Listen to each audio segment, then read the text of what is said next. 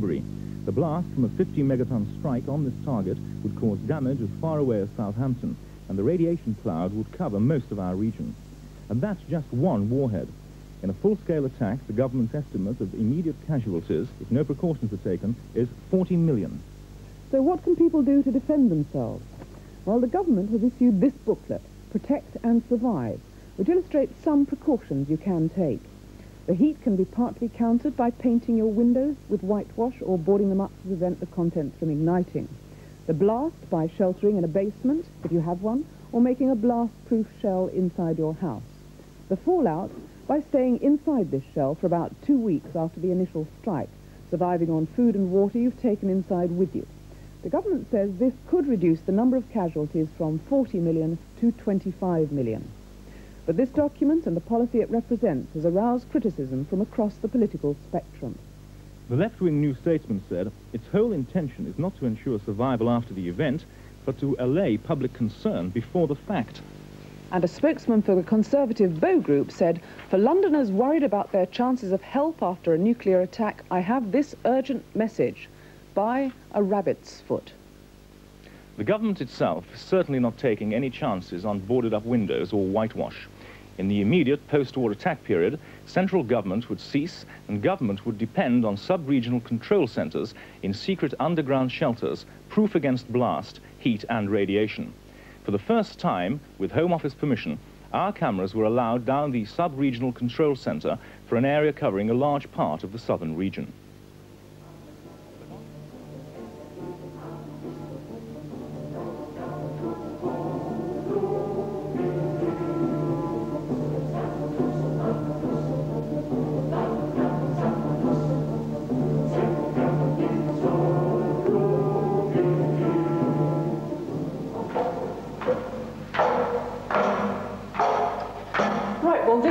This will be one of the main seats of government in the event of a nuclear attack. It's nowhere near as gracious as the Mother of Parliaments. In fact, it feels more like being below decks in a submarine, with all the essential hardware of its life support systems on show. But here, isolated below ground, about 200 key government personnel, headed by a junior minister, will batten down the hatches and try to restore some form of order to the chaos which will undoubtedly reign above ground. But planning and decision-making are impossible in a vacuum. The whole operation depends on good communications. So this communications room is one of the nerve centres of the whole organisation, one of the only points of contact with the outside world. Long rows of desks, offices and equipment await the chosen few.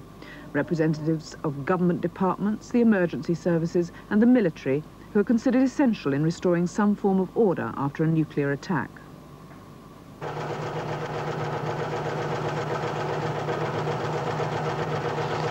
You may feel it was the scientists that got us into this mess in the first place, but if the worst does happen, they're certainly going to be important in sorting it out.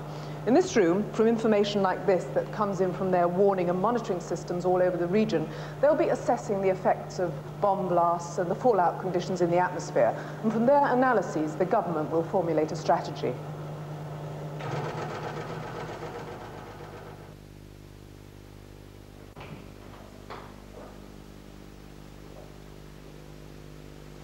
In the event of war, emergency powers would be enacted by Parliament to give control of the sub-region to one man, a junior minister, the only elected representative of government as we now know it, who'd be in charge of the civil servants. He'd operate from here at this modest desk as virtual dictator, and dictator is not too strong a word, because there'd be no democracy as we know it. This one man would control public order through the police, be in charge of the administration of justice, be responsible for the allocation of what resources remained, and in extreme circumstances have the power of life and death over those of us who survived. Rows of ticker tape machines bring news of conditions around the world, but the traffic can't just be one way. There has to be some way of letting the survivors know what's happening outside their shelters, basements and cupboards under the stairs. This is what's known as a dead room. Nothing, I hasten to add, to do with casualties. It's a room with special soundproofing for broadcasting, and it's from here that the wartime broadcast will be transmitted, giving information and instruction to the general public. When I offered my services, they explained At the moment, the plan was that it should be manned by staff from the BBC. In the hierarchy of government in crisis, the next tier below this is the county headquarters. This is the Dorset headquarters under the Dorchester Library. Wartime controller would be the present Chief Executive Officer, Mr. Ken Able. Really, I was trying to get a picture of what is happening in the county, to what extent there's been damage, and to what extent there's been casualties, and to what extent the main resources of life have survived, and trying then best to allocate resources according to the need, with whatever people and so on are left to get the resources to them, which may be pretty minimal. It depends whether Dorset is the subject of a direct attack itself, or whether it's unaffected or somewhere between the two and is suffering nuclear fallout, having not been the subject of a bomb blast. Mm. You put a great deal of emphasis on the importance of still having government after an attack. How can you actually carry government out? How can you control people from here? Well, the resources, in a sense, are that one has got the military personnel and police supplemented by special police. But in fact, no country can survive if it just depends on dictatorial powers. The real chance of survival is that the British are law-abiding people generally and do take their turn and are not selfish and do not normally panic. And provided those things prevail, this country's got a good chance of survival. Assuming people didn't behave in a law-abiding and responsible manner, what sanctions do you have to impose law without the court system, which obviously wouldn't exist? Well, to say the court system wouldn't exist, I would expect government in enacting emergency legislation to empower emergency courts and give them all the powers they need, including that of the death penalty in extreme cases. But people are being told in the Protect and Survive leaflet to sort of lean doors up against a wall, cover them in sand, whereas the government are going well underground. They must be feeling a lack of confidence when they see this happening. Yes.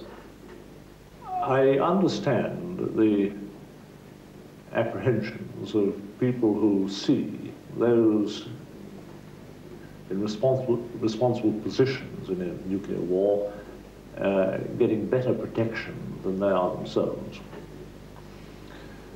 And that's why I think it's important to remember that those who are in those positions have their wives and families still exposed. The other consideration is this, that many communities, giving thought to their position ahead of an attack, as I hope they will do, will see that there are places nearby where they can give themselves a very good protection. They may be natural features, or they may be old but very substantial buildings, prisons and cathedrals and so on have very thick stone walls. If the government and the politicians had no form of protection, no bolt holes, wouldn't they work more zealously towards peace and avoidance? I think one has to credit all politicians with a complete desire for peace. But I do believe that a country that has preparedness for a nuclear attack lessens the chance of it happening. But are preparations of this nature a viable deterrent? Well, this is what was said by one of our outstanding military leaders. In the event of a nuclear war, there will be no chances, there will be no survivors, all will be obliterated. As a military man who has given half a century of active service, I say in all sincerity that the nuclear arms race has no military purpose. Wars cannot be fought with nuclear weapons. Their existence only adds to our perils because of the illusions which they have generated. There are powerful voices around the world who still give credence to the old Roman precept: if you desire peace, prepare for war. This is absolute nuclear nonsense. That was the last speech of Lord Mountbatten of Burma on the 11th of May 1979, shortly before his death. It was only recently that the extent of these preparations, and in fact the location of the underground citadels, was discovered, not by a Russian mole working deep in the heart of government, not by a political maverick or ace investigative journalist, but by an 18-year-old school leaver in Reading. The story begins at this disused concrete bunker in Reading, once the wartime civil defence headquarters for the Berkshire area. No longer regarded as a safe refuge, in 1978 it was handed over to Reading University for use as laboratory and storage space. But during the transfer, a young man called Guy Smith received permission to go inside and look around. Smith, then aged 18, was keen to break into journalism and was working on a story about the government's civil defence plans. I got permission to go inside to have a look around because I was doing some research into civil defence in the Reading area. And I was walking around this bunker, and it was just as it had been when it was used as the war room headquarters. And in one of the offices, there was a great big pile of rubbish, old planks, fire extinguishers, boxes of regular government-issue soap and so on. And in the corner, under this pile of rubbish, was a stack of papers about 8 inches high. And I had a look through these, and I realized there was something of interest. So I talked to the workmen who are actually clearing out all the rubbish from the bunker and putting it into skips to take it over to the dump. And I said to them, could I have a look at these? And they said, yeah, I mean, these are only going to be put in the skip, and you can have them as far as we're concerned. So I realized that I'd come across something quite interesting. And then they said, you know, you can take them if you want. So I took them. And when I got home with them, I looked through them, and I realized it was really something quite important, because on these documents, it showed all the communications links between different government bunkers, the different civil defence headquarters that would be used by the government in the event of a nuclear war. In effect, what Smith had discovered was a complete guide to underground government headquarters throughout the country. But was he breaking the Official Secrets Act? No, I wasn't. I was quite open about the fact that I had them. I asked whether I could take them, and it was said yes, because they'd only be thrown away. And I think it shows, even if they were secret, which they weren't, they were quite open papers. There was nothing secret. They weren't classified in any way. There was no markings on them saying confidential or anything like that. Even if they were secret, though, the fact that they can be just left in the corner of an old bunker in Reading for somebody to find shows that this system of official secrecy isn't really working, because supposing they had been very important, then the government would have looked real fools if they'd been come across by somebody who was only 18 years old at the time. Smith took the documents to journalist Duncan Campbell, now defence correspondent of the New Statesman. What did he make of the significance of these so-called Reading papers? The Reading papers, which Guy Smith discovered, which dealt with the close down and the build-up of the new network, showed that a new set of bunkers had been constructed up and down the country to take the place of the original regional seats of government. And that far from the whole thing closing down in 1968, as the public end of civil defence certainly did, they continued building more bunkers, more hideaways for the government. Isn't it right, though, that the government should make sure that they are protected in the situation of sort of chaos and anarchy that would take place after a nuclear war? The provision of this sort of network whereby the decision takers, the people with their finger on the button, can insulate themselves from what is going to happen to the rest of us, make themselves feel secure. That is the threat, you know, this chaos and anarchy.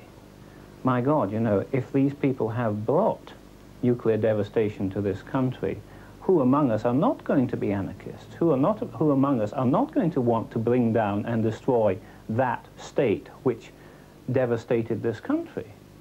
In cahoots, one must say, with an equally appalling state on the other side of Europe.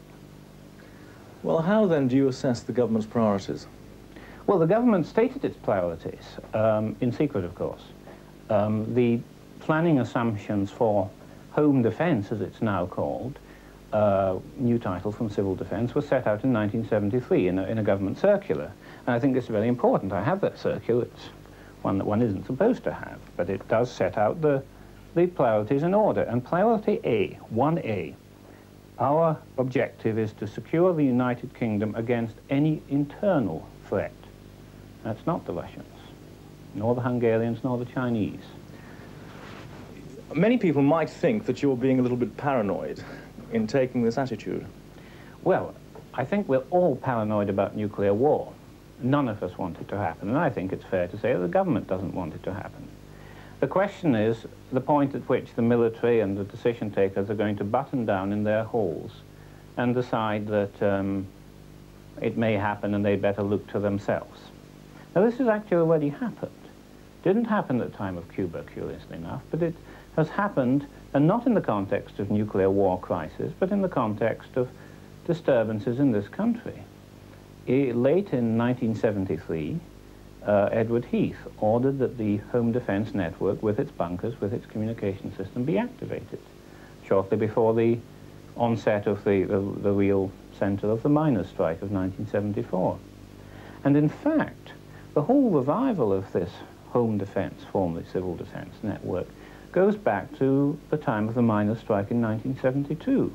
And it was then that the Civil Contingencies Unit in the Cabinet Office was set up. That's a unit which cooperates with the part of the Home Office which runs the bunkers. What is the prime reason for these bunkers? A document which has reached People Rule gives further substance to Campbell's claim that the government are more concerned with the threat of insurrection than external aggression. In October 1978, the Home Office held a civil defence exercise, codenamed Scrum Half. On the third day of the 10-day exercise, instructions were issued from Army Command, Southeastern District at Aldershot, to all platoon strength units in the area to authorize the use of CS gas grenades, guns and riot equipment. As such weaponry would be of little use against the Russians, their only purpose could be the control of the civilian population. I think the government do think that if the public find out that there are all these secret bunkers for government officials and for civil servants, and yet the ordinary man in the street is being told to put sandbags around his kitchen table and live under that for 14 days, I think that the government are going to start worrying that people might be not terribly satisfied about the way civil defence is being run in this country. The risk is that while we are protecting and surviving by covering ourselves underneath tables with sacks of earth, they are in a very much better position, not feeling the threat. The danger is that they will come in their insulated bunkers to disregard the consequences of escalating a nuclear war or escalating a crisis. And that means annihilation. There's been growing pressure from both sides of the House for the government to come clean on its civil defence policy. The Minister of State at the Home Office, Leon Britton, has talked to Veronica Charlwood about the government's attitude. Minister, how could the public have confidence in a government that is providing secure shelter for its senior civil servants, the government itself, and not for the general population?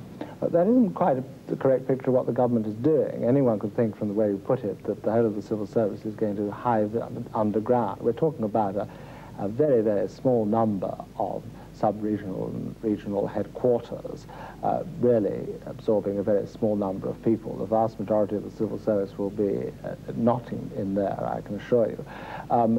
As far as the public is concerned, there are measures of protection. It's, as I've indicated, it isn't possible to provide shelters for each individual person, but it is possible for individuals to be given guidance as to steps that they can take to protect themselves, and that's being done, and the extent to which further steps can be taken is something that is being looked into.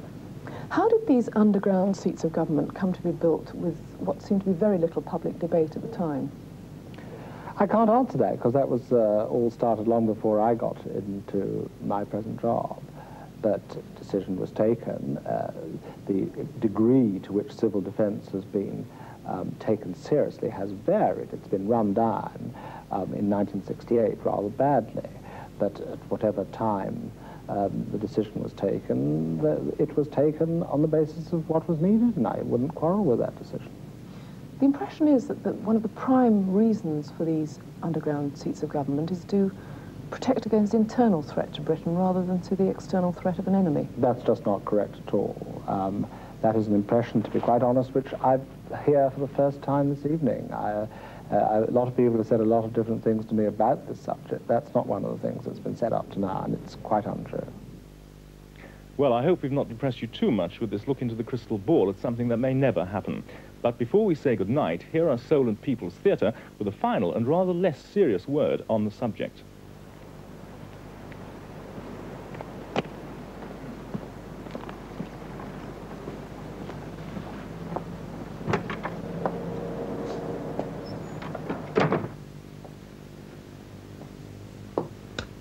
Good morning. I'd like a leaflet on how to build a nuclear fallout shelter, please. We don't have one. Ah, you don't have one. Well, where do I get one, then? Have you tried the town hall? Yes, I have. They don't have one. I've tried several prominent newsagents. But then I thought the GPO, a government department, that's bound to be the right place. Tried the public library? No, I haven't tried the library, but they're local government, and you are a central government department.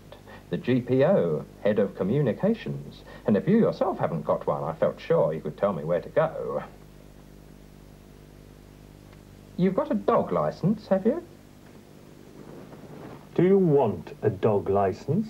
No, I just wondered if you were out of everything. I mean, you've got stamps, postal orders, driving licence forms, that sort of thing. We do have stamps, we do have postal orders, we do have forms for driving licences. We do not have leaflets on nuclear fallout shelters. Well, why is that? Because the government has not issued them yet. Are you sure of that? If we had them, they'd be on the counter. There. Well, do you know when they will be issuing them? I mean, you must be kept abreast of these things. I don't suppose there's anything they can do, really, if it drops. Oh, what nonsense. What a ridiculous suggestion. I mean, I am the general public. I voted this government in. You don't think they'd leave us high and dry when the bomb drops? Not at all. Well, where can I go then? I want to start building it right now. I've got the wood. Perhaps the adult education department. Oh, that's a good idea. Yes, I'll try that.